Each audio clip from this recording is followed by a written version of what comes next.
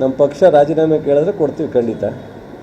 ಪಕ್ಷ ತೀರ್ಮಾನ ಮಾಡುತ್ತೆ ಯಾರು ಮುಂದುವರಿಬೇಕು ಯಾರು ಬೇಡ ಅನ್ನೋದು ಪಕ್ಷ ತೀರ್ಮಾನ ಮಾಡುತ್ತೆ. ಬಟ್ ಜನತಾ ದಳದವ್ರು ಅಲ್ವಲ್ಲ ತೀರ್ಮಾನ ಮಾಡೋಕ್ಕೆ. ಏನು ಹೇಳಿದಿರಿ? ನನ್ನ ಅಧಿಕಾರ ನನಗೆ ಮುಜುಗರ ಆಗುತ್ತೆ ಅಂತ ಹೇಳಿದ್ದೀನಿ.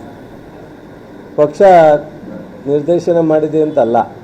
ನನಗೆ ಹೌದು, ನನಗೆ ಮುಜುಗರ ಆಗಿದೆ. ಆಗಲ್ಲ, ಆಗುತ್ತೆ, ಸಹಜ. ನಾನೇ ಮಂತ್ರಿ, ಇಷ್ಟೆಲ್ಲ ಕೆಲಸ ಮಾಡ್ತೀವಿ, ಇಷ್ಟೆಲ್ಲ ಜನರ ಜೊತೆ 1 ವರ್ಷ ಸತತವಾಗಿ ನಿಕಟವಾಗಿ ಸಂಪರ್ಕ ಇಟ್ಕೊಂಡಿದ್ದೀವಿ. ಇಷ್ಟೊಂದು ದೊಡ್ಡ ಪ್ರಮಾಣದಲ್ಲಿ ಸೋಲಾದಾಗ ನನಗೆ ಮುಜುಗರ ಆಗುತ್ತೆ. ಅದನ್ನು ಜನರ ಮೇಲೆ, ಮತದಾರರ ಮೇಲೆ ಹೇಳಲ್ಲ ನಾನು.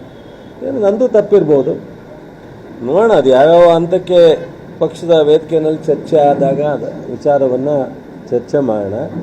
ಇಲ್ಲಿ ಅದು ಚರ್ಚೆ ಮಾಡ್ತಕ್ಕಂಥ ವಿಚಾರ ಅಲ್ಲ. ಸೋಲು ನಮ್ಮೊಬ್ಬರಿಗೆ ಅಲ್ಲ. ಕೆಲವರು ಉತ್ಪ್ರೇಕ್ಷೆಯಿಂದ ಏನೇನೋ ಮಾತನಾಡ್ತಾರೆ. ನಾವು ಯಾವತ್ತೂ ಆ ಥರ ಮಾತನಾಡೋ ಅಭ್ಯಾಸ ಇಲ್ಲ. ಈಗ ಇದೇ 2019ರಲ್ಲಿ ಅವರು 8 ಜನ ಇದ್ದರು, ಅವ್ರದ್ದೇ ಸರ್ಕಾರ ಇತ್ತು, ಅವರೇ ಮುಖ್ಯಮಂತ್ರಿ ಇದ್ದರು, ಅವ್ರ ಮಗ ಸೋತಿರ್ಲಿಲ್ವಾ? ಈಗ ನಾವು ಸೋತಿದ್ದೀವಿ. ಸರಿ, ಗ್ಯಾರಂಟಿ ಯೋಜನೆಗಳು ನಮಗೆ ಕೈ ಹಿಡ್ದಿಲ್ಲ ಅಥವಾ ನಮ್ಗೆ ಅದರಿಂದ ಓಟಾಗಿ ಕನ್ವರ್ಟ್ ಆಗಿಲ್ಲ ಅಂದ ತಕ್ಷಣ ಒಂದು ಓಟು ಕ್ಯಾನ್ಸಲ್ ಮಾಡ್ತಕ್ಕಂಥ ಸ್ಥಿತಿಯಲ್ಲಿ ನಾವಿಲ್ಲ. ಅದಕ್ಕೂ ಇದಕ್ಕೂ ಸಂಬಂಧ ಇಲ್ಲ ಅಂತ ಹೇಳಿದೆ ನಾನು.